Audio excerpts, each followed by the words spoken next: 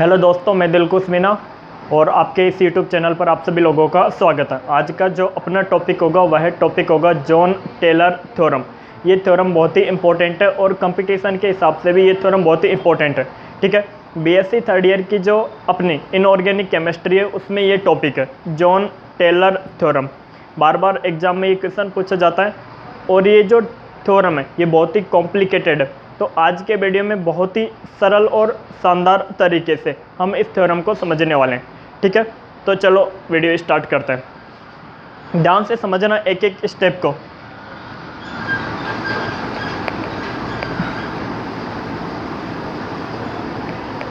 जैसे अपने पास कोई संकुल यौगिक होता है, संकुल यौगिक में क्या होता है कि यहाँ पे केंद्रीय धातु परमाणु होता है और ये लिगेंड होते हैं। बहुत सारे लिगेंड हो सकते हैं और यहाँ पर हम आवेश को लिखते हैं +3 आवेश, +2 आवेश, -1 आवेश, -2 आवेश। जितना भी संकुल यौगिक पर आवेश होता है उतना आवेश लिखते हैं। ठीक है, ये दो काम कर लिया। अब ये जो लिगेंड होता है, जैसे मैं मान लेता हूँ ऐसे कोई केंद्रीय धातु परमाणु है। अब एक केंद्रीय धातु परमाणु की x दिशा में भी हो सकते हैं लिगेंड, y दिशा में भी हो सकते हैं, z दिशा में भी हो सकते हैं। ठीक है, और ये जो लिगेंड है x दिशा में भी हो सकते हैं, y दिशा में भी हो सकते हैं, z दिशा में भी हो सकते हैं और अन्य तीनों दिशाओं में लिगेंड हो सकते हैं। यहाँ पे एक केंद्रीय धातु परमाणु है, इधर हम मान लेते हैं x दिशा मान लेते हैं और इधर मान लेते हैं -x दिशा। ठीक है, नीचे मान लेते हैं अपन y दिशा और ऐसे मान लिया अपन ने ये y दिशा और ये -y दिशा। इसको या ऐसे कहना चाहिए, इसको x ले लिया, इसको x डैश कह दे देते हैं, इसको y कह दिया, इसको y डैश कह देते हैं और यहाँ पे ले लेते हैं z और इसे कह देते हैं z डैश। ये केंद्रीय धातु परमाणु और केंद्रीय धातु परमाणु के चारों तरफ लिगेंड हो सकते हैं। ये लिगेंड कोई सी भी दिशा में हो सकते हैं। अब एक कंडीशन ये भी तो हो सकती है कि हो सकता है कि x दिशा में लिगेंड अधिक हो, y दिशा में लिगेंड अधिक हो, z दिशा में लिगेंड अधिक हो। ये जो तीन दिशा है अपने पास, एक तो x दिशा, एक y दिशा और एक z दिशा। तो अपने पास एक कंडीशन ये हो सकती है या नहीं हो सकती। हो सकता है x दिशा में लिगेंड अधिक हो, y व z दिशा में लिगेंड कम हो सकता है z दिशा में लिगेंड अधिक हो, x व y दिशा में लिगेंड कम हो सकता है या नहीं हो सकता। तो पहली कंडीशन हम लोग मानकर चलेंगे, सपोज ये जो z दिशा है, माना z दिशा में लिगेंडों की संख्या अधिक है, तो इसे हम कहेंगे z आउट की कंडीशन। z आउट की कंडीशन सपोज हो सकता है कि x व y दिशा में लिगेंडों की संख्या अधिक हो, तो इसे कहते हैं अपन z इन की कंडीशन। तो z आउट और z इन की कंडीशन को बहुत ही बेहतर तरीके से समझते हैं। ये हुआ, ठीक है। अब एक कंडीशन ये भी तो हो सकती है कि जैसे अपने पास केंद्रीय धातु परमाणु था, केंद्रीय धातु परमाणु की दर x दिशा, ऊपर y दिशा, ऐसे z दिशा। हो सकता है सभी दिशा में लिगेंड समान संख्या में हो सकता है या नहीं हो सकता। हो सकता है। यदि सभी दिशाओं में लिगेंड समान है तो मेटल और लिगेंड के बीच में जो आकर्षण बल होगा सभी दिशाओं में समान होगा, न सभी दिशाओं में समान होगा। तो लिगेंड और मेटल के बीच की जो बंध लंबाई है वो सभी दिशाओं में समान होगी और लिगेंड यानी कि सभी दिशाओं में लिगेंड कैसे है, समान है। जैसे अपने पास यहाँ पे अपन ने केंद्रीय धातु परमाणु लिया था, ऐसे अपन ने x दिशा को लिया, ऐसे x डैश लिया, ये y, ये अपन ने ऐसे y लिया, ये y डैश लिया और इधर अपन ने z और इधर z डैश लिया नहीं है, लिया। तो अपनी क्या कंडीशन थी, है ना। इस तरह से अपन ने केंद्रीय धातु परमाणु, ये x दिशा, ये y दिशा है, ये z दिशा है। सपोज सभी दिशाओं में लिगेंड समान संख्या में हो, यहाँ पर जितने लिगेंड है यहाँ पर भी उतने लिगेंड हो, सभी दिशाओं में लिगेंड समान है। तो सभी दिशाओं में ये जो मेटल और लिगेंड होता है, इस मेटल और लिगेंड के बीच में जो आकर्षण बल होता है वो आकर्षण बल समान होगा। आकर्षण बल कैसा होगा, समान होगा। और मेटल और लिगेंड के बीच की जो बंध लंबाई है, यहाँ से लेकर यहाँ तक जो बंध लंबाई है, यहाँ से लेकर यहाँ तक जो बंध लंबाई, यहाँ से लेकर यहाँ तक जो बंध लंबाई है, यहाँ से लेकर यहाँ तक जो बंध लंबाई है, न सभी दिशाओं में क्या होगी, समान होगी। और यहाँ पर जितने लिगेंड है और यहाँ पर लिगेंड है, इस लिगेंड और लिगेंड के बीच में रिपल्सन फोर्स प्रतिकर्षण बल कार्य करेगा।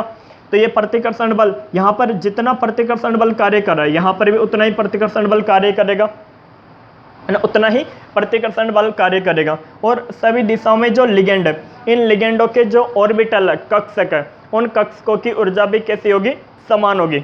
उन कक्षकों की ऊर्जा कैसी होगी, समान होगी। लेकिन हम ऐसे नहीं मान रहे, हम तो अलग कंडीशन लेके चल रहे हैं। जैसे ये कोई मेटल है, इधर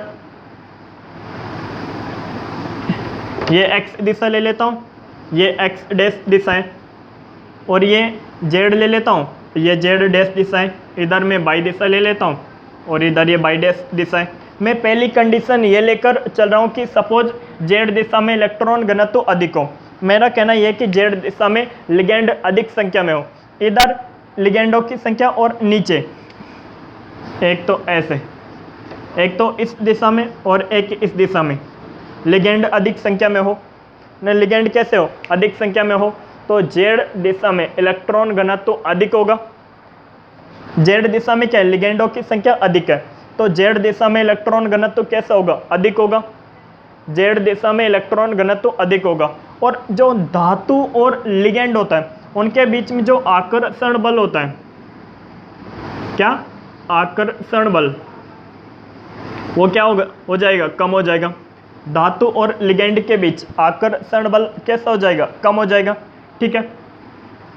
और जो लिगेंड और धातु थी, लिगेंड और धातु के बीच की जो बंध लंबाई है, वो बंध लंबाई बढ़ जाएगी।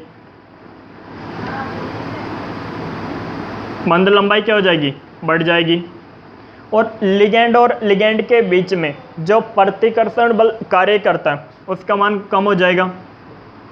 जो प्रतिकर्षण बल है, प्रतिकर्षण बल का मान कम हो जाएगा। ये जो चिन्ह है ये कम का है, ये चिन्ह ज़्यादा का है, प्रतिकर्षण बल का मान कम हो जाएगा। और हम लोगों ने क्या लिया है, z दिशा में इलेक्ट्रॉन घनत्व अधिक माना है। क्या माना हम लोगों ने कि z दिशा में इलेक्ट्रॉन घनत्व अधिक हो, z दिशा में लिगेंड अधिक संख्या में हो। तो z दिशा में जो ऑर्बिटल है, z दिशा में जो कक्षक है, उन कक्षकों की ऊर्जा क्या हो जाएगी, कम हो जाएगी। z डायरेक्शन में, d से डायरेक्शन में जो ऑर्बिटल है, कक्षक है, उनकी ऊर्जा क्या हो जाएगी, कम हो जाएगी। तो z दिशा में जो कक्षक है उनकी ऊर्जा कम हो जाएगी। इसे कहेंगे हम z आउट की कंडीशन। इस चीज़ को ध्यान से समझो साथियों, बहुत ही खतरनाक टॉपिक है। इस कंडीशन को हम क्या कहेंगे, z आउट की कंडीशन। z आउट की कंडीशन में क्या होगा कि z दिशा में जो कक्षक है उनकी ऊर्जा कम हो जाएगी। अरे मुर्गे ध्यान से सुन, z आउट की कंडीशन में क्या होगा, z दिशा में जो कक्षक है उनकी ऊर्जा कम हो जाएगी, उनकी ऊर्जा कम हो जाएगी, ठीक है। तो ये बात समझ में आ गई है तुम लोगों के। इसको मिटा देते हैं, अब अलग कंडीशन लेके चलते हैं। क्या कंडीशन ले, वही कंडीशन, ये केंद्रीय धातु परमाणु, मैंने इधर मान ली x दिशा, इधर मान ली x डैश दिशा, ठीक है। नीचे ले लेता हूँ और ये ऊपर, ये z दिशा है, ये z डैश दिशा है, और ये y दिशा है, ये y डैश दिशा है। सपोज मैं मान लेता हूँ कि x और y दिशा में, क्या, x और y दिशा में लिगेंड अधिक संख्या में हो। पहले तो हम लोगों ने माना, पहली कंडीशन में हम लोगों ने माना कि सभी दिशाओं में लिगेंड समान संख्या में हो, तो उसकी कंडीशन आप लोगों को बताई। फिर हम लोगों ने माना कि z दिशा में लिगेंड अधिक संख्या में हो। अब एक कंडीशन ये भी तो हो सकती है कि xy दिशा में लिगेंड अधिक संख्या में हो। मैं मान के चल रहा हूँ कि xy दिशा में लिगेंड अधिक संख्या में हो। एक तो इस दिशा में, एक इस दिशा में क्या है, लिगेंड अधिक संख्या में हो। xy दिशा में लिगेंड अधिक संख्या में है। यदि x व y दिशा में क्या है, लिगेंड अधिक संख्या में, इस कंडीशन में क्या है, ध्यान से समझो यार, ध्यान से समझो। x व y दिशा में लिगेंड अधिक संख्या में है और z दिशा में लिगेंड कम संख्या में है। तो x व y दिशा में लिगेंड क्या है, अधिक संख्या में। तो मेटल और लिगेंड के बीच में जो आकर्षण बल है x व y दिशा में, किसमें, x व y दिशा में, वो क्या हो जाएगा, कम हो जाएगा। अट्रैक्शन फोर्स, ऐसे लिख देता हूँ। ए का मतलब अट्रैक्शन क्या हो जाएगा, कम हो जाएगा, आकर्षण बल कम हो जाएगा। एक्स व वाई दिशा में लिगेंड अधिक संख्या में है तो एक्स व वाई दिशा में बंध लंबाई का मान बढ़ जाएगा। यहाँ पे लिख देता हूँ बंध लंबाई का मान बढ़ जाएगा। बंध लंबाई किसकी, केंद्रीय धातु परमाणु व लिगेंड के बीच की जो बंध लंबाई है वो क्या हो जाएगी, बढ़ जाएगी। और एक्स व वाई दिशा में जो लिगेंड है उन लिगेंडों के बीच में जो आपस में प्रतिकर्षण बल कार्य कर रहा है वो प्रतिकर्षण बल कम हो जाएगा। लिगेंड के बीच रिपल्सन फोर्स क्या हो जाएगा, कम हो जाएगा। और एक्स व वाई दिशा में जो लिगेंड है, देख मैंने क्या बोला, एक्स व वाई दिशा में जो लिगेंड है उनके बीच में जो प्रतिकर्षण बल कार्य कर रहा है वो प्रतिकर्षण बल का मान कम हो जाएगा, प्रतिकर्षण बल का मान कम हो जाएगा। जब आप लोगों को CFT थ्योरी पढ़ाई गई थी अष्टफलकीय संकुलों की, अष्टफलकीय संकुलों की थ्योरी में क्या पढ़ाया गया था कि केंद्रीय धातु परमाणु होता है, केंद्रीय धातु परमाणु के समभ्रंश डिकक्षक होते हैं। उन समभ्रंश डिकक्षकों के संपर्क में जब कोई लिगेंड आता है तो उनका विपाटन हो जाता है, वो EG और T2G कक्षकों में टूट जाते हैं। अष्टफलकीय संकुलों में T2G कक्षकों की ऊर्जा कम होती है और EG कक्षकों की ऊर्जा अधिक होती है, क्योंकि केंद्रीय धातु परमाणु EG कक्षकों को अधिक प्रतिकर्षित करता है। क्या करता है, EG कक्षकों को अधिक प्रतिकर्षित करता है, यानी EG कक्षकों को क्या करेगा, अधिक प्रतिकर्षित करेगा और T2G कक्षकों को कम प्रतिकर्षित करता है। तो T2G कक्षकों को कम प्रतिकर्षित करता है तो T2G कक्षकों के बीच में क्या होगा, प्रतिकर्षण बल का मान कम होगा और EG कक्षकों के बीच में प्रतिकर्षण बल का मान अधिक होगा। इनके बीच में क्या है, प्रतिकर्षण बल का मान अधिक है तो इनकी ऊर्जा अधिक है, इनके लिए प्रतिकर्षण बल का मान कम है तो इनकी ऊर्जा कम है। यहाँ पे क्या है, लिगेंड के बीच में प्रतिकर्षण बल कम है, क्या है, प्रतिकर्षण बल कम है तो ऊर्जा भी क्या होगी, कम, क्योंकि प्रतिकर्षण बल का मान अधिक होगा तो ऊर्जा अधिक होगी। तो एक्स व वाई दिशा में जो लिगेंड है, क्या बोल रहा हूं मैं, एक्स व वाई दिशा में जो कक्षक है, एक्स व वाई दिशा में जो ऑर्बिटल है उनकी ऊर्जा कम हो जाएगी। क्या होगा, एक्स व वाई दिशा में जो ऑर्बिटल है,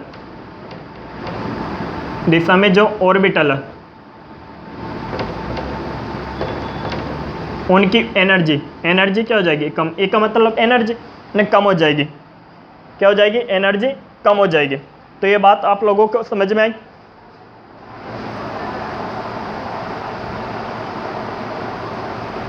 टॉपिक समझ में आना चाहिए, वो भी खतरनाक तरीके से, बहुत बड़ा टॉपिक है ये। वो अभी KGF चैप्टर 2 मूवी का डायलॉग है ना, violence violence violence, I don't like it, I avoid what violence likes me, I can't avoid। ये डायलॉग है ना KGF चैप्टर 2 मूवी का, मस्त डायलॉग है। आप लोगों को एक मतलब, वो आपने मूवी देखी हो खलनायक मूवी में जो जगजीत सिंह है उन्होंने एक गज़ल गाई है, ओ माँ तुझे सलाम। उसमें एक गाना आता है, इतनी देर से रूठी थी इतनी जल्दी मान गई। बहुत ही मस्त गाना, देखा करो ये, ठीक है। बीच बीच में ध्यान भटकाना पड़ता है। चेत में आ जाओ, चेत में। अरे यार, चेत में। मुझे पता है तुम लोग सो गए हो, बोरिंग लग रहा होगा, यानी क्योंकि जब सीरियस पढ़ाया जाता है तो स्टूडेंट को बोरिंग सा लगने लग जाता है। दिमाग खराब है, क्या पढ़ा रहा है बकलोल कहेगा, साला दिमाग खराब करके रख दे, हट हट। अब आगे चलते हैं। अब एक चीज़ समझना, ये जो अपना अष्टफलकीय संकुल है, फॉर ऑक्टाहेड्रल कॉम्प्लेक्स, अष्टफलकीय संकुलों के लिए ये समभ्रंश डिकक्षक है। ये क्या है, डिकक्षक। इन डिकक्षकों का क्या हो जाता है, विपाटन को इंग्लिश में बोलते हैं स्प्लिटिंग या विभाजन, एक ही बात है। ये टी है, विभाजन, क्या, विभाजन, स्प्लिटिंग। तो ये दो EG और T2G कक्षकों में टूट जाते हैं। EG कक्षकों की ऊर्जा अधिक होती है और T2G कक्षकों की ऊर्जा कम होती है। इनके बीच में जो ऊर्जा अंतराल होता है उसे डेल्टा O से बताया जाता है। CFSE ऊर्जा जो होती है उसे डेल्टा O से बताया जाता है। चतुष्फलकीय संकुलों के लिए अलग कंडीशन है। यहाँ पे जो समभ्रंश डिकक्षक है ये भी T2G और EG कक्षकों में ही टूटते हैं, लेकिन यहाँ पे EG कक्षकों की ऊर्जा अधिक थी क्योंकि केंद्रीय धातु परमाणु EG कक्षकों को अधिक प्रतिकर्षित कर रहा था। केंद्रीय धातु परमाणु और EG कक्षकों के बीच में जो प्रतिकर्षण बल था वो अधिक था, लेकिन यहाँ पे कंडीशन अलग है। यहाँ पे जो केंद्रीय धातु परमाणु और T2G कक्षक है उनके बीच में प्रतिकर्षण बल अधिक है, इस कारण T2G कक्षकों की क्या है, ऊर्जा अधिक है और EG कक्षकों की ऊर्जा कम है। अब एक चीज़ समझना, इन कक्षकों को समझो आप, इसे कहेंगे हम dxy, इसे कहते हैं dy/z और इसे कहते हैं dz(x) और इसे कहेंगे dx²/y² और इसे कहेंगे dz²। मैंने आप लोगों को दो कंडीशन बताई। एक कंडीशन में तो ये बताया कि z दिशा में इलेक्ट्रॉन घनत्व अधिक हो, इलेक्ट्रॉन डेंसिटी क्या हो, अधिक हो, z दिशा में इलेक्ट्रॉन घनत्व अधिक हो। तो इस कंडीशन को बताया मैंने z आउट की कंडीशन। एक एक स्टेप को समझते हुए चलो, ठीक है। जब z दिशा में इलेक्ट्रॉन घनत्व अधिक होगा तो इसे कहेंगे z आउट की कंडीशन। जब x व y दिशा में इलेक्ट्रॉन घनत्व अधिक होगा तो इसे कहेंगे हम z इन की कंडीशन। क्या कहेंगे, z इन की कंडीशन। z आउट की कंडीशन में क्या होगा कि जो जिन कक्षकों में z आ रहा है, क्या ध्यान से समझना, बहुत इंपॉर्टेंट टॉपिक है साथियों। z आउट की कंडीशन में क्या होगा, जिन कक्षकों में z आ रहा है उनकी ऊर्जा कम हो जाएगी। सीधी सी ट्रिक याद रखो, z आउट की कंडीशन में क्या होगा, जिन कक्षकों में z आ रहा है उनकी ऊर्जा कम हो जाएगी। और z इन की कंडीशन में क्या होगा कि जिन कक्षकों में x व y आ रहा है उनकी ऊर्जा कम हो जाएगी। जैसे यहाँ पे समझाता हूँ आप लोगों को, ये जैसे अपने पास dxy, dy/z, dz(x), dx²/y², dz²। अब एक चीज़ समझो, एक मैंने बताई z आउट की कंडीशन, एक बताई z इन की कंडीशन। अब z आउट की कंडीशन ले लेते हैं। z आउट की कंडीशन में क्या होगा, z दिशा में इलेक्ट्रॉन घनत्व का मान अधिक होगा और z जिन कक्षकों में z आ रहा है उनकी ऊर्जा क्या होगी, कम होगी। तो z आउट की कंडीशन में एक तो dy/z, एक dz(x) और dz², इन कक्षकों की ऊर्जा क्या होगी, कम होगी। और जिन कक्षकों में x व y आ रहा है उनकी ऊर्जा अधिक होगी, इनकी ऊर्जा अधिक होगी, इनकी ऊर्जा अधिक होगी। अब आगे इसको और डिटेल से समझाता हूँ। तो पहले आप लोगों के z आउट और z इन की कंडीशन समझ में आनी चाहिए ताकि आगे बढ़ सकें, ठीक है। अब अपना मेन टॉपिक है Jahn Teller distortion. Jahn Teller theorem कर दो या थ्योरम। अब किन पर जॉन टेलर थ्योरम लगेगी और किन के लिए जॉन टेलर थ्योरम नहीं लगेगी, इस बात को समझते हैं। देख, सममित कक्षकों के लिए जॉन टेलर थ्योरम नहीं लगेगी। क्या बोला मैंने, सममित कक्षकों के लिए, सिमेट्रिकल ऑर्बिटल के लिए, सममित कक्षकों के लिए जॉन टेलर थ्योरम नहीं लगेगी। यहां पे लिख देता हूं मैं सिमेट्रिकल, सिमेट्रिकल, यहां पे लिख देता हूं अनसिमेट्रिकल, सममित कक्षक और असममित कक्षक, अनसिमेट्रिकल। अब मैंने क्या बोला, सममित कक्षकों के लिए जॉन टेलर थ्योरम नहीं लगेगी। क्या, सममित कक्षकों के लिए जॉन टेलर थ्योरम नहीं लगेगी, यानी इनके लिए तो कटस मामला बच्चा। असममित कक्षक, अब सममित कक्षक कैसे पता करें कि कौन सममित कक्षक है कौन असममित कक्षक है, ये जानना जरूरी है। तो पहले तो आप इस बात को जान लो कि जॉन टेलर थ्योरम किन के लिए लगेगी, सममित कक्षकों के लिए जॉन टेलर थ्योरम नहीं लगेगी और असममित कक्षकों के लिए जॉन टेलर थ्योरम लगेगी। पहली बात तो ये है। अब सममित कक्षक कौन और असममित कक्षक कौन। अब यहाँ पे जो अपने पास दो ही टाइप के कक्षक है, एक तो EG कक्षक, एक T2G कक्षक, है या नहीं। जैसे मैं यहाँ पे ऊपर ही लिख देता हूँ, दिखेगा नहीं। अब सममित असममित कक्षकों की बात आ गई। ये अपने पास T2G है और एक अपने पास है EG, ये EG है भाई, और यह T2G है। अब ध्यान से समझना, आप इसको P कक्षक की तरह मानो, ने किसकी तरह, P कक्षक। जैसे अपन ने P कक्षक नहीं पढ़ा क्या, जैसे PXY, PYZ, PZX, ऐसे पढ़ा नहीं पढ़ा पढ़ा। और इसमें अधिकतम कितने इलेक्ट्रॉन आ सकते हैं? 6 इलेक्ट्रॉन आ सकते हैं। कितने इलेक्ट्रॉन आ सकते हैं? 6 इलेक्ट्रॉन। यदि इसमें 3 इलेक्ट्रॉन है तो ये कैसा है? अर्धपूरित। ये कैसा है? अर्धपूरित। तो ये जो T2G है, T2G को 5 मिनट के लिए पी कक्षक की तरह मानो। सपोज ये पी कक्षक है, यदि इसमें 3 इलेक्ट्रॉन है तो ये कैसा है? अर्धपूरित है। कैसा है? अर्धपूरित। ध्यान से समझना, अर्धपूरित, पूर्णपूरित, सममित कक्षक होते हैं। अर्धपूरित, पूर्णपूरित, सममित कक्षक होते हैं। यदि T2G में 3 इलेक्ट्रॉन है तो ये कैसा है? अर्धपूरित। और अर्धपूरित है तो सममित कक्षक। यदि सपोज इसमें 6 इलेक्ट्रॉन होते हैं तो पूर्णपूरित। ये कैसा है? सममित कक्षक। सममित कक्षक, सममित कक्षक। अब सपोज देखो, इसमें 1 इलेक्ट्रॉन, इसमें 2 इलेक्ट्रॉन, इसमें 2 इलेक्ट्रॉन। कैसा है? पूर्णपूरित नहीं है, आंशिक पूरित है। तो अनसिमेट्रिकल, असममित कक्षक। ने कैसा है? असममित कक्षक।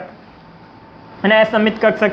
सपोज इसमें ऐसे हैं, 2 इलेक्ट्रॉन इसमें और 2 इलेक्ट्रॉन इसमें हैं, तो भी कैसा है? आंशिक पूरित, असममित कक्षक। एक हटा दूंगा तो 1 इलेक्ट्रॉन इसमें, 1 इलेक्ट्रॉन इसमें, 1 इलेक्ट्रॉन इसमें। कैसा है? सममित कक्षक, अर्धपूरित है, अतः कैसा होगा? सममित कक्षक होगा। यानी कैसा होगा? सममित कक्षक। 2 इलेक्ट्रॉन सममित कक्षक, 1 इलेक्ट्रॉन सममित कक्षक। यदि एक भी इलेक्ट्रॉन नहीं है तो बात ही नहीं करेंगे। यदि इसमें एक भी इलेक्ट्रॉन नहीं आएगा तो बात ही नहीं करेंगे हम। जैसे हमें इलेक्ट्रॉनों के बारे में पता चलेगा, जैसे हम D5, D7, D8, D9 इस तरह से इलेक्ट्रॉनिक विन्यास पढ़ेंगे। सपोज कोई भी जो केंद्रीय धातु परमाणु आएगा, केंद्रीय धातु परमाणु की ऑक्सीकरण अवस्था निकालेंगे। ठीक है, ऑक्सीकरण अवस्था निकालने के बाद उसके डी कक्षक में देखेंगे कितने इलेक्ट्रॉन है। 5 इलेक्ट्रॉन है, 6 इलेक्ट्रॉन है, 7 इलेक्ट्रॉन है, 8 इलेक्ट्रॉन है। यदि डी कक्षक में 6 इलेक्ट्रॉन है और इलेक्ट्रॉनों का युग्मन हो रहा है तो यहाँ पे T2G में नहीं पड़ जाएगा, वो इलेक्ट्रॉनों का युग्मन हो रहा है तो एक एक इलेक्ट्रॉन पहले, फिर इलेक्ट्रॉनों का युग्मन होगा, उसमें जाएगा ही नहीं। तो अपन यानी इससे T2G में ही बात करेंगे, उसकी बात ही नहीं करेंगे। तो पूर्णपूरित व अर्धपूरित सममित कक्षक होते हैं। ये तो बात समझ में आ गई। अब EG के बता दे भाई, मस्त EG के बता दे। यदि EG में 2 इलेक्ट्रॉन है तो अर्धपूरित। ध्यान से समझना, यदि EG में 2 इलेक्ट्रॉन है तो अर्धपूरित। अर्धपूरित कैसा होता है? सममित कक्षक। अर्धपूरित कैसा होता है? सममित कक्षक। यदि EG में 4 इलेक्ट्रॉन आ गए तो पूर्णपूरित, सममित कक्षक। यदि EG में सपोज 1 इलेक्ट्रॉन है, आंशिक पूरित, अनसिमेट्रिकल होगा, असममित कक्षक होगा। असममित कक्षकों के लिए जॉन टेलर थ्योरम लगेगी, सममित कक्षकों के लिए जॉन टेलर थ्योरम नहीं लगेगी। तो कैसा है? असममित, अनसिमेट्रिकल, जॉन टेलर थ्योरम लगेगी। एक और इलेक्ट्रॉन आया तो कैसा हो गया? अर्धपूरित, जॉन टेलर थ्योरम नहीं लगेगी, जॉन टेलर थ्योरम नहीं लगेगी। यदि 1 इलेक्ट्रॉन और आ गया तो 3 इलेक्ट्रॉन, कैसा है? आंशिक पूरित, जॉन टेलर थ्योरम लगेगी। अनसिमेट्रिकल, जॉन टेलर थ्योरम लगेगी। तो ये बात मेरे हिसाब से आप लोगों को कंप्लीट समझ में आ गई होगी कि सममित कक्षकों के लिए तो जॉन टेलर थ्योरम लगेगी। अब सममित कक्षक कौन से होंगे ये भी आप लोगों को समझ में आ गया होगा। और सममित कक्षकों के लिए जॉन टेलर थ्योरम नहीं लगेगी और असममित कक्षकों के लिए जॉन टेलर थ्योरम लगेगी। ये बात आप लोगों को क्लियर हो गई होगी मेरे हिसाब से।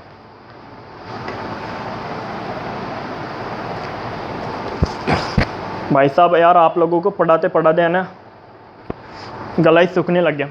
अब अपने एक बात तो समझ में आ गई कि जॉन टेलर थ्योरम किन पे लगेगी, किन पे नहीं लगेगी। तो अब सभी को मिटा दे, लगभग इनको मिटा देते हैं, अब इनसे कोई काम नहीं है। अब आगे चलते हैं। अब एक ये जो जॉन टेलर डिस्टॉर्शन होता है क्या? जॉन टेलर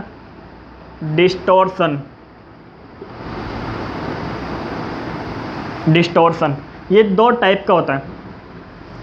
एक तो स्ट्रॉन्ग जॉन टेलर डिस्टॉर्शन, एक वीक जॉन टेलर डिस्टॉर्शन।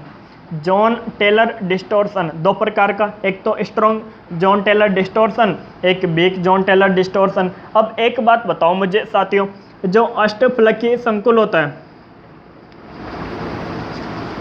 अष्टफलकीय संकुल, और एक होता है चतुष्फलकीय संकुल। दोनों के लिए जॉन टेलर थ्योरम लगती है, ठीक है। हालांकि आप लोगों को यह बात अलग है कि अष्टफलकीय संकुलों के लिए ही बताया गया है, क्योंकि जो किताब में होगा वही बताएंगे टीचर। तो अष्टफलकीय संकुलों में क्या होता है? अष्टफलकीय संकुलों में ये होता है भाई कि ईजी कक्षा की ऊर्जा अधिक होती है और T2G कक्षा की ऊर्जा कम होती है। और चतुष्फलकीय संकुलों में क्या होता है कि T2G कक्षा की ऊर्जा अधिक होती है और EG कक्षा की ऊर्जा कम होती है।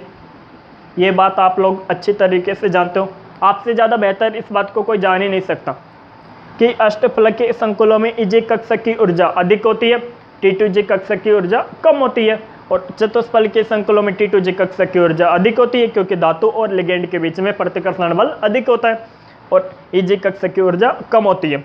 अब ध्यान से समझना, यदि जो जॉन टेलर थ्योरम मैंने बता दी आप लोगों को कि जॉन टेलर थ्योरम सममित कक्षकों के लिए नहीं लागू होगी और असममित कक्षकों के लिए लागू होगी, ठीक है। यदि मैंने ईजी कक्षक के कारण, अभी समझाऊंगा आप लोगों को, ईजी कक्षक के कारण जॉन टेलर थ्योरम लग रही है। किसके कारण? ईजी कक्षक के कारण। किन में? अष्टफलकीय संकुलों में। अष्टफलकीय संकुलों में ईजी कक्षक के कारण जॉन टेलर थ्योरम लग रही है तो होगा स्ट्रॉन्ग जॉन टेलर डिस्टॉर्शन। और यदि चतुष्फलकीय संकुलों में T2G कक्षक के कारण जॉन टेलर थ्योरम लग रही है तो वो कैसा होगा? Strong distortion. और यदि अष्टफलकीय संकुलों में T2G कक्षक के कारण जॉन टेलर थ्योरम लग रही है तो होगा वीक जॉन टेलर डिस्टॉर्शन। और यदि चतुष्फलकीय संकुलों में EG कक्षक के कारण जॉन टेलर थ्योरम लग रही है तो वो होगा वीक डिस्टॉर्शन। अब कैसे भाई? एक बात बता, जैसे अपने पास इस तरह से देखो, ये EG कक्षक है,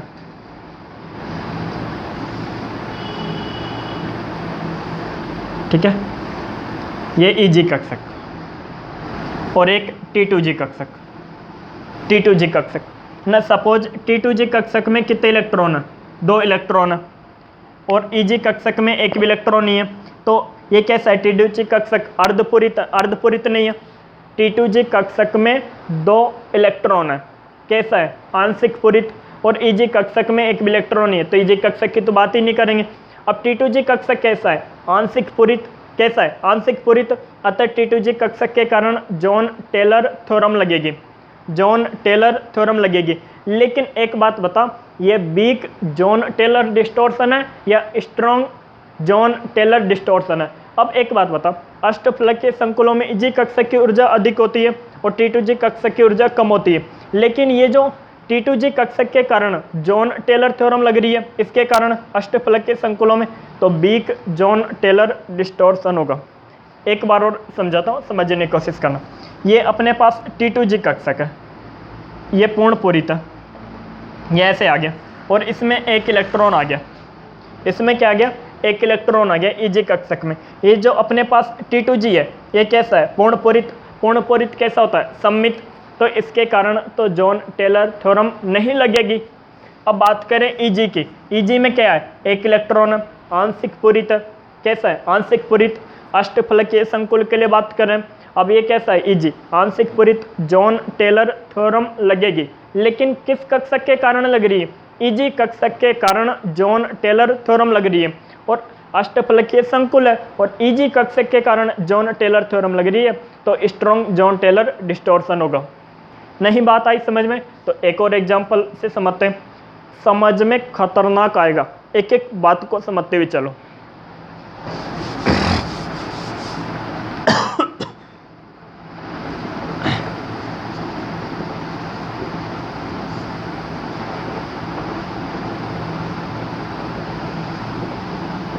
चतुष्फलकीय, ठीक है। अब मैं एक बात कर रहा हूं, किसके लिए? चतुष्फलकीय संकुल के लिए बात कर रहा हूं, चतुष्फलकीय संकुल के लिए। यहां पे ऊपर होते हैं इसमें T2G और नीचे होते हैं EG। चतुष्फलकीय संकुलों में तो यही कहानी है कि ऊपर तो T2G होता है, नीचे EG होता है। अब नीचे EG है, सपोज EG तो पूर्ण पूरित है, पूर्ण पूरित है तो कैसा है, सिमेट्रिकल, सममित, तो इसके कारण तो जॉन टेलर थ्योरम नहीं लगेगी।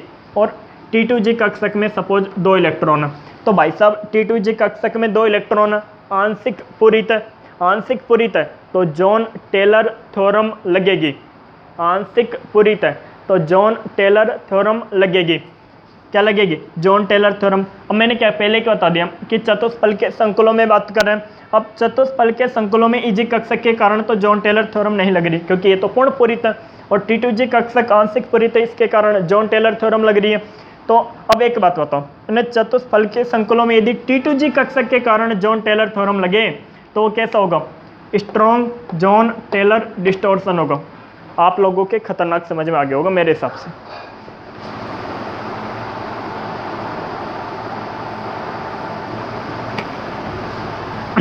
तो आगे बढ़ते हैं, ठीक है। यदि एक इलेक्ट्रॉन के कारण जॉन टेलर थ्योरम लग रही है तो इसे कहते हैं जेड इन की कंडीशन, और यदि 2 इलेक्ट्रॉन के कारण जॉन टेलर थ्योरम लग रही है तो इसे कहते हैं जेड आउट की कंडीशन। ये जेड इन और जेड आउट की कंडीशन यदि आप लोगों के समझ में आ गई ना तो पूरा डाउट क्लियर हो जाएगा, क्योंकि अब होता है महत्वपूर्ण टॉपिक स्टार्ट है इसका। आप लोगों को दिख तो रहा है ना।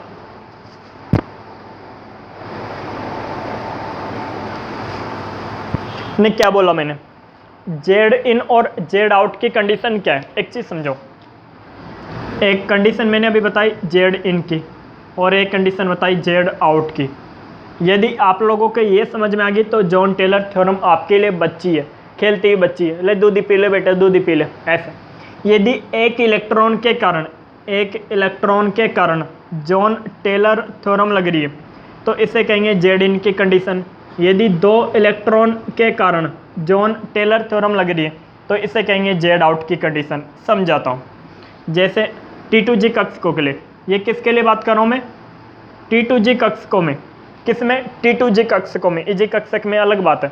T2G कक्षकों में, T2G कक्षकों के लिए क्या कंडीशन है, यदि एक T2G कक्षकों में यदि एक इलेक्ट्रॉन के कारण जॉन टेलर थ्योरम लग रही है तो इसे कहेंगे जेड इन की कंडीशन। यदि T2G कक्षकों में 2 इलेक्ट्रॉन के कारण जॉन टेलर थ्योरम लग रही है तो इसे कहेंगे जेड आउट की कंडीशन। कैसे, ये अपने पास है T2G कक्षक, यहाँ पे एक इलेक्ट्रॉन है, तो एक इलेक्ट्रॉन के कारण जॉन टेलर थ्योरम लग रही है, जेड इन की कंडीशन। सपोज मैंने यहाँ पे लिख दिया 2 इलेक्ट्रॉन, तो जेड आउट की कंडीशन। 2 इलेक्ट्रॉन, 1 और 2 इलेक्ट्रॉनों के कारण जॉन टेलर थ्योरम लग रही है, जेड आउट की कंडीशन। यहाँ पे 1 लिखा, कैसा हो गया, अर्धपूरित, सिमेट्रिकल, जॉन टेलर थ्योरम नहीं लगेगी। यहाँ पे लिख देता हूँ मैं 1 और, क्या लिख दिया, 1 लिख दिया। यदि आप बताओ, यदि ये 1 इलेक्ट्रॉन नहीं होता, यहाँ पे 1 2 3 और 4